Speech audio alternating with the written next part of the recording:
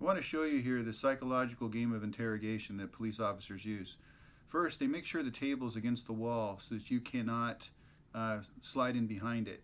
Next, they put the table where you are going to be sitting with a chair. That's not by accident. The chair is in the corner. They want to make you feel cornered. See how you're cornered? You have no real means of escape here mentally, but he's got the whole room looking at you. Also, the camera is always behind them, over the back of their shoulder. And one of the reasons they know that is the way the position of the table. That's why they leave the table where it is. That's why the phone is over here, so the table does not get moved. That way the camera can be on you at the whole time and they can see your face. Next, as he gets more and more psychologically pressurized on her, he's going to move closer and closer to her. Let me see if I can figure out if we can see when that happens. Oh, here we go. Look what's happening now. As he's gesturing to her, he's putting the pressure on her now. He's reprimanding her. He's closer. He's in her face. She's got nowhere to go. She just feels completely trapped. This is all part of the psychological pressure in order to get the defendant to admit their guilt. And then look where he is now. Okay, this is like as close to touching a person. She can't even swing her chair or her body without hitting him. And he's basically completely invaded her space now. Now normally what happens is, like look at this. Look at the look how close he is, and she's trying to distance herself from this strange dude. She doesn't know. Look how he's leaning in. I mean, if anybody did this anywhere else, that would get you, I don't know, a sexual harassment charge or something. So this is a part of the police interrogation. All right, this is the same case. Now they brought the 19-year-old in, or 20-year-old, the one that actually did the killing. They've worn him down. The cop is getting closer and closer to him. The kid is now making admissions that he did things, and the police officer, who's very experienced and knows this guy is vulnerable, tells him you need to take the burden off of his shoulders. You'll always hear that. And then he invites the guy to talk to his mother. Then, of course, he'll offer to leave the room as if to give them privacy, and the guy doesn't realize, of course, he's being recorded. And then when he asks the cop, are there any cameras in here? No, man, it's just you and me.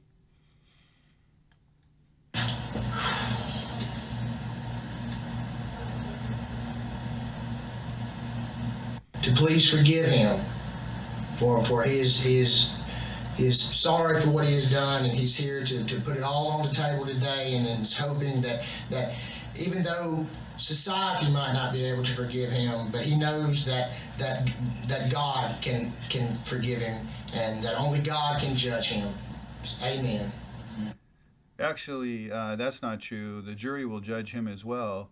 And here's another tactic where he has gained the trust of the guy who's actually committed the crime in conjunction with the others. He's offering to pray with him to make him feel like he's somehow relieving the guilt and the burden on him, that he's really a good person, did a bad thing. You'll always hear that. And now he's actually joining in him in prayer, making sure, of course, that he's not blocking the camera. But we're not done yet. As we experiment a little bit and as we go forward on this video, I'm sure you're going to find the police officer leaving the room so he can have a private moment with his mother or whatever, and then really confess. Because there's not enough yet completely to nail everyone. So the cop still needs to keep working on this. And here we go. The police officers made sure the phone will work so that the son can call his father. Watch the dad. Let me get this out of here. She's looking at it.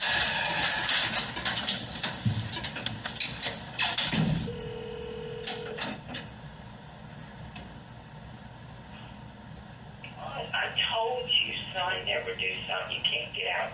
That's when you get in trouble. Why would you do that? I don't know, Mom. Your whole life. It's gone. Why? I don't know.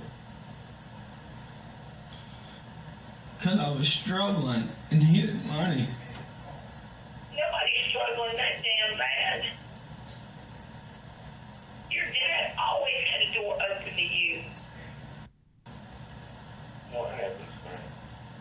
I killed his old man.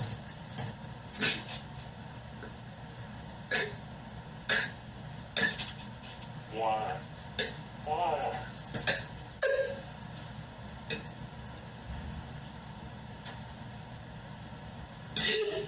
him. He's already admitted to the crime to his parents. It's been put on tape. They will use that, of course, to bust everybody else. He got a life sentence. And the takeaways here are as follows. The police are allowed to lie to you when you are accused of a crime. They're allowed to lie to you. There's no law that says they have to tell you the truth. The cop lied to this guy repeatedly because he knew that he was weak and he wasn't. I mean, he was a strong guy physically, but he was weak mentally when it came to this kind of business. He didn't have. I mean, let me just say this. You know, experienced detectives have cross-examined hundreds, if not thousands, of people, and they're good at getting to the truth because human beings are pretty much wired the same way, except for the psychopaths and the sociopaths. Now, they're wired differently, but differently in the same way. There's another way to get the truth out of them, which is to inflict narcissistic injury and things like that. I do that all the time when I come across the narcissist, and I can spot them pretty quickly because it's like they were all from the same playbook. They're all pretty much demonically possessed people for the most part. That's a topic for another day. So the way that this whole thing got solved is they all came in. They all thought they could speak to the police. They all thought that they could get themselves out of trouble by talking to the police and get the blame off of them. That didn't happen at all. It's what we call self-snitching. And in this instance, though, I'm really glad that they were so stupid to talk to the cops because an innocent woman was brutally murdered.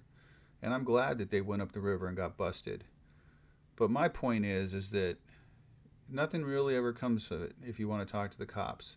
And the reason I'm such a fervent stance on this is that I've seen situations where an innocent person has said the wrong thing, has done the wrong thing, or made a mistake, or lied about something inconsequential, and then brought all the wrath down on themselves. In other words, they fucked up. Anyway, thought you'd like to see how the police interrogations work. Thanks.